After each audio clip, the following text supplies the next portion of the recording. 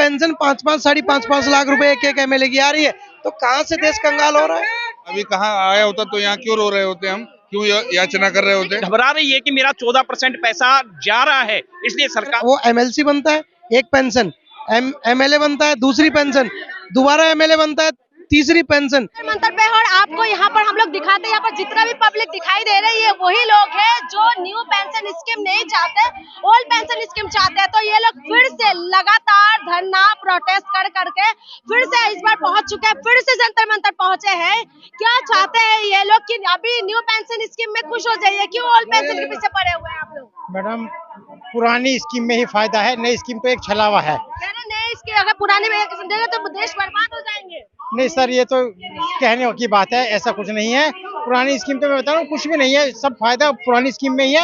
और इसके अलावा आज हम यहाँ इकट्ठा हुए हैं, हमारी दो मांगे और भी हैं।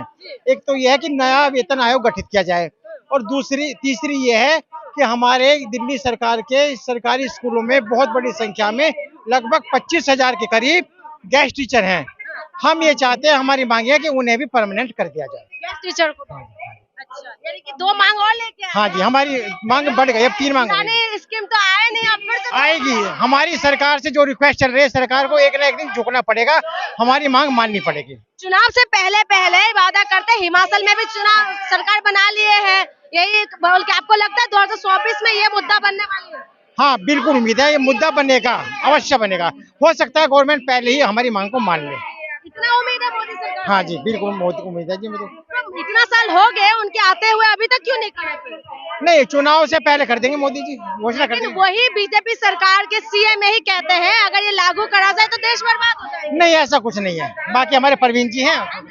जी मैडम, अभी आ जाओ। पुरानी स्कीम आप नहीं चाहते हैं, न्यू पेंशन स्कीम चाहते हैं या ओल्ड पेंशन स्कीम चाहते हैं, लेकिन वही सरकार कहते हैं ये लागू कर देंगे तो बर्बाद हो जाएंगे। अगर ऐसा, देखिए गवर्नमेंट का काम है कि बरगलाना, ठीक है। अगर ऐसा होता तो ये जो पेंशन स्कीम है ये आज की तो नहीं है। आपको पता होगा 1952 से या उससे पहले भी जब अंग्रेजों का शासन था तब भी पेंशन चला करती थी। उसके बाद 1952 से ये गठन हो रखा है। उसके बाद जैसे जैसे समय बीतता गया उसमें कुछ ना कुछ अमेंडमेंट करते गए, लेकिन पुरानी pension old pension scheme Atal Bihari ji की सरकार में 1 अप्रैल 2004 को अटल बिहारी जी की सरकार ने उसने बंद कर दिया। अगर ऐसा होता, जब आप मोदी जी खुद या जो सेंट्रल गवर्नमेंट के मिनिस्टर है वो सीतारमण जी, वो जब ये कहते हैं कि ये जो हमारी अभी आज की जो अर्थव्यवस्था है वो दुनिया की तीसरी अर्थव्यवस्था बनने जा रही है, दुनिया के टॉप 3 अर्थव्यवस्थाओं में हमारी भारतीय अर्थव्यवस्था है, तो जब टॉप 3 अर्थव्यवस्थाओं में भारतीय व्यवस्था है तो फिर ओल्ड पेंशन स्कीम जब कहीं स्टैंड नहीं करती थी हमारी अर्थव्यवस्था, हिंदुस्तान की अर्थव्यवस्था वर्ल्ड में कहीं स्टैंड नहीं करती थी, तब भी तो ओल्ड पेंशन स्कीम दी जा रही थी, जब पुरानी पेंशन स्कीम दी जा रही थी, जब देश कंगाल नहीं हुआ। तो आज जब तीसरी अर्थव्यवस्था है दुनिया की, तो फिर कंगाल कैसे हो सकता है देश? क्या करते हैं सर? मैं टीचर हूँ। टीचर, तो टीचर को तो बेवकूफ नहीं बना सकते हैं, हम भी वही दिखाते हैं देश का, आप लोग चिराग है। देखिए, आज आप मुझे ये बताइए कि ठीक है, मान लिया कि अगर देश कंगाल होता है तो पहले अपनी कंगाली से खत्म कर दे। क्यों मोदी जी और मोदी जी की सरकारें और जितनी स्टेट की सरकारें हैं वो क्यों 3-3 4-4 पेंशन लेकर के बैठे? ओल्ड पेंशन स्कीम जब उन्होंने बंद की तो क्यों नहीं उन्होंने सबसे पहले संसद भवन से बंद करना शुरू किया? क्यों नहीं किया? जो मंत्री है, एमपी, एमएलए सबको मिल जाते हैं। अब आप देखिए, मंत्री को ऐसा नहीं है, एक मिनिस्टर या एक कोई भी आदमी राजनीति में आकर के अगर वो एमएलसी बनता है एक पेंशन, एमएलए बनता है दूसरी पेंशन, दोबारा एमएलए बनता है तीसरी पेंशन, और अगर एमपी बन गया तो चौथी पेंशन। कुछ महानुभाव ऐसे हैं, कुछ स्टेट का हाल तो ये है कि 8-8 9-9 बार एमएलए बन गए और वो इतनी पेंशन पा रहे हैं कि पेंशन 5-5 5.5 लाख रुपए एक एमएलए की आ रही है, तो कहाँ से देश कंगाल हो रहा है? तो क्या उम्मीद है बीजेपी सरकार से, क्योंकि खुद उनके मंत्री ऐसे बयान देते हैं, तो आपको क्या उम्मीद है कि करेंगे ये? देखिए, सरकार का काम है कि सरकार को केवल वही कहा जाता है कि जो ऊपर से मंत्री क्या करते हैं, मंत्री केवल उतना ही बयान देते हैं जो ऊपर से उनको इंस्ट्रक्शंस आता है। मोदी सरकार की या कोई भी सरकार हो, उस सरकार की हालत ये होती है कि मुखिया जितना कहता है मिनिस्टर उतना ही बोलता है। उम्मीद मैं वही कह रही हूँ कि 2024 तक ये लगता है बहुत बड़ा मुद्दा बनने वाला है। मुद्दा तो बना हुआ है मैडम, आप देखिए मुद्दा तो बन चुका है। ये आज के समय में ये नेशनलाइज मुद्दा है। जो विपक्षी पार्टियां हैं उन्होंने इस मुद्दे को उठाया है और यहीं तक नहीं, 5 स्टेट में ओपीएस लागू भी हो चुका है। तो क्या करने वाले हैं 24 में अगर ये मुद्दा नहीं बढ़ा है बीजेपी, अगर विपक्ष उठा रहे हैं तो आप लोग किस तरफ जाएंगे? हम मोदी जी को फिर से देखेंगे प्रधानमंत्री? मैडम, इस बार बदल- हमारा किसी सरकार से विद्वेष नहीं है, हमारा किसी सरकार से विरोध नहीं है, हमारा किसी सरकार से, किसी प्रशासन से हमारा कोई विरोध नहीं है। हम केवल हमारे मुद्दे की बात करते हैं। हमारा मुद्दे की बात कौन उठाएंगे? मुद्दे की बात मैडम आप लोग लगातार ये मुद्दे को उठा रहे हैं। क्या उम्मीद है कि सरकार करेगी बीजेपी सरकार? सरकार को करना चाहिए, उम्मीद की बात नहीं है, सरकार को करना चाहिए। जो सुविधाएं वो खुद ले रहे हैं वो हमें नहीं देंगे। आप लोग इतना मेहनत करते हैं, पूरा जिंदगी लगा देते हैं एक तरीके से अगर कहा जाए तो विधायक एमएलए को तो सब कुछ मिल जाता है सुविधा। आप लोग लगातार प्रोटेस्ट कर रहे हैं, ये काफी टाइम से चल रहा है। क्या उम्मीद है जो बीजेपी कहते हैं सबका साथ सबका विकास, तो आप लोगों के लिए क्या करेंगे जब उनके कानों तक हमारी आवाज पहुंचेगी। कानों तक नहीं पहुंचे? नहीं पहुंची तभी तो धरना देना पड़ रहा है। कैसे कि नहीं पहुंच रहे? उनके मंत्री यही बयान दे रहे हैं कि अगर ओपीएस लागू कर दिया जाए तो बर्बाद हो जाएंगे देश। नहीं, मंत्री बयान दे रहे हैं लेकिन वो एक राजनीति भी हो सकती है ना। लेकिन जब उनके कानों तक नहीं पहुंचे कैसे कह सकते हैं? क्योंकि लागू नहीं हुआ इसलिए कानों तक नहीं पहुंच रही है। जिस दिन कानों तक पहुंच जाएगी किससे?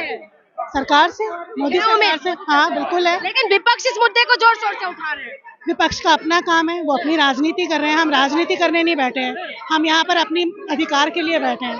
तो मोदी सरकार सुनेगी। उम्मीद है मोदी सरकार से।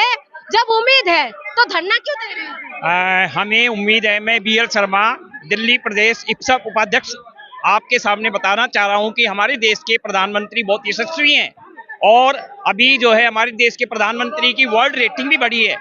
जब प्रधानमंत्री हमारे यशस्वी हैं, वर्ल्ड रेटिंग बढ़ी है, तो प्रधानमंत्री कर्मचारियों की बातों को इग्नोर नहीं करेंगे।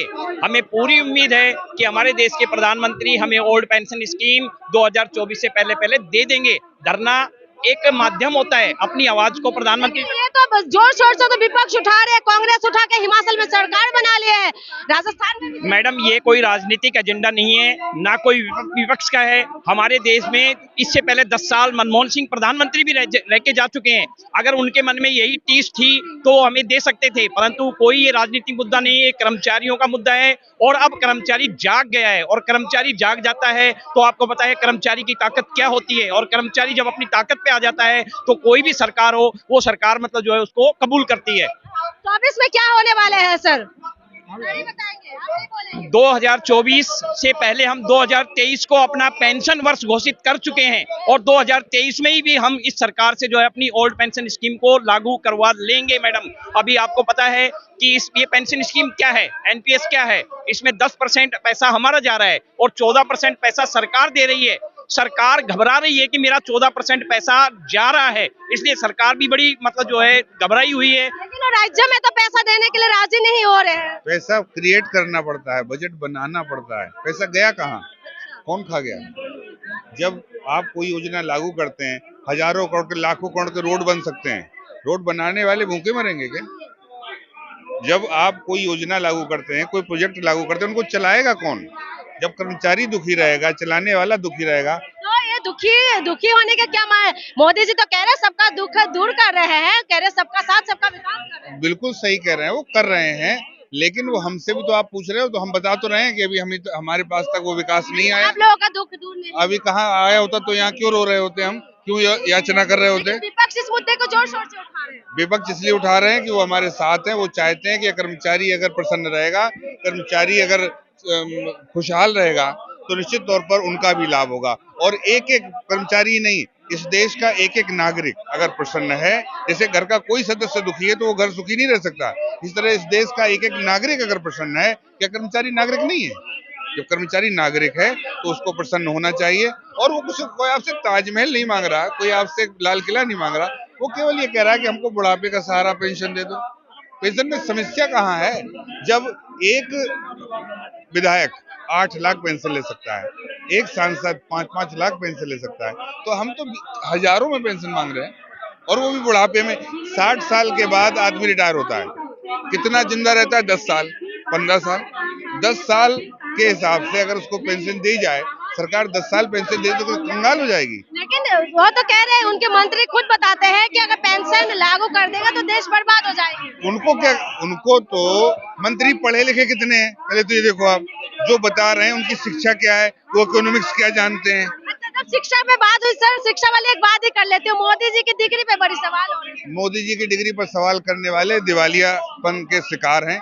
जिस नेता को डिग्री से क्या मतलब, उसको देश चाहता है। बता चुके हैं कि वो ज्यादा पढ़े लिखे नहीं है, फिर डिग्री आ जाती है। ऐसा है, उन्होंने बताया कि ज्यादा पढ़े लिखे नहीं है, लेकिन उन्होंने करस्पॉन्डेंस से डिग्री प्राप्त की है। आप मोदी जी की आधी बात मान रहे हो कि वो पढ़े नहीं है, लेकिन आधी बात एक, उन्होंने करस्पॉन्डेंस से डिग्री प्राप्त की है। तो क्या करस्पॉन्डेंस की जो यूनिवर्सिटी है उनको मान्यता नहीं है? ओपन से दुनिया पढ़ती है। जो आदमी पूरी जीवन अपनी सेवा में रहा वो कॉलेज कब जाता? चलिए, अब मोदी जी के मंत्री क्यों पढ़े, वो लोग पढ़े लिखे नहीं है, आप अब यही कह रहे हाँ, हैं। नेता लोग पढ़े, जो ऐसी अनर्गल बात कर रहे हैं वो पढ़े लिखे नहीं है। जैसे OROP इसका था, सेना का, मोदी जी जब आए थे तो OROP, one rank one pension कहते थे नहीं होगा, नहीं कांग्रेस कहती थी नहीं होगा। मोदी जी आए, एक झटके में 10,000 करोड़ रुपए सेना के कर्मचारियों को देकर बैठे हुए वन रैंक वन पेंशन मांग के अगर 2 कदम आगे चले जाए, वहाँ पर पहुंचे, अभी भी बैठे हुए हैं। वो बैठे हैं, वो कुछ उनकी एनोमली है। ऐसा नहीं कि मिला नहीं, मिल गया है, लेकिन वो उनकी एनोमली है। कि आपका मैं कुल मिला के ये समझू कि आपको मोदी जी पे विश्वास है। पूरा विश्वास है। मोदी जी हमारे नेता है, भारत के नेता है। विश्व पटल पर मोदी जी ने इस देश का नाम रोशन किया है, लेकिन परिवार के सदस्यों तक उनकी नहीं हुआ तो होगा ही। मोदी जी ऐसे नहीं, सरकार 2024 तक आपको विश्वास है? बिल्कुल। तो 2024 तक तो रुक तो जाते सर, फिर धरना देने की क्या जरूरत है? आवाज भी तो देनी पड़ेगी कि हम भूखे, हम रोएंगे नहीं तो हमको दूध कौन पिलाएगा? बच्चा रोएगा तभी तो माँ दूध पिलाएगी।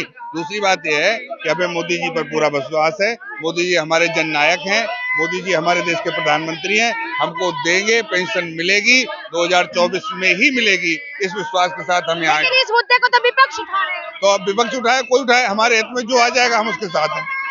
ठीक है, तो आपने सुना है, ये वही लोग हैं जो ओल्ड पेंशन स्कीम नहीं चाहते और ओल्ड पेंशन स्कीम चाहते हैं, न्यू पेंशन स्कीम को नहीं चाहते। तो लगातार ये लोग प्रोटेस्ट कर रहे हैं, लगातार आवाज को पहुंचाने की कोशिश कर रहे हैं। ये भी कह रहे हैं कि जो मोदी जी है इनकी आवाज सुनेंगे और 2024 तक इनको पेंशन दे देंगे। इनके साथ देंगे या विपक्ष के लिए बहुत बड़ा मुद्दा बनेगा, ये देखना है। इसके लिए आपको 2024 का इंतजार करना पड़ेगा। इंतजार करिए, आप भी करिए, हम भी करते। तब तक के लिए मुझे इजाजत दीजिए। बहुत बहुत शुक्रिया।